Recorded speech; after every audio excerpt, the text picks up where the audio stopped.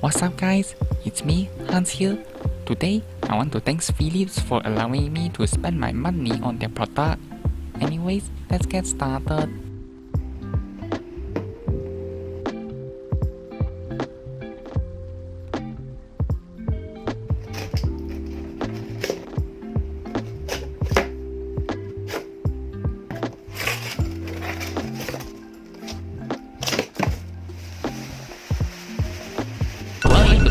What?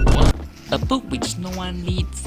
A power cable, HDMI cable, monitor stand base, monitor base plastic rod, and the monitor.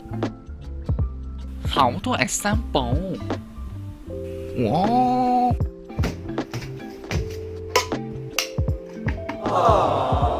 Ports. Power port. VGA port, HDMI port, audio output port. Now it's time for the specification.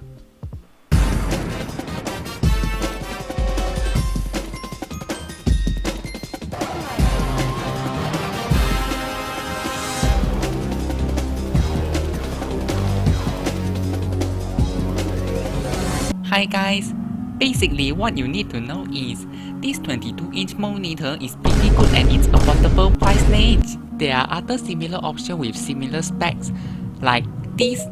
You can go check that out on other channels. Let's move on to the pro and con. Now it's time for the pro and con. The thing I have mentioned previously are the pro of this monitor. So now I'll talk about the downside of this monitor. As you can see, this monitor is kinda wobbly when I try to press the buttons below the display.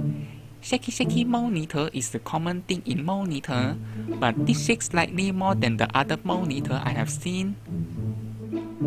By the way, thank you for the 69 subscriber. That is a really nice number. The next thing I don't like about this monitor is that the brightness of this monitor is too bright. In this case, both monitors are at their lowest brightness setting, but notice that my laptop monitor is way dimmer than the Philips monitor. With this kind of brightness, you can burn your eyes if you plan to use this monitor in the dark.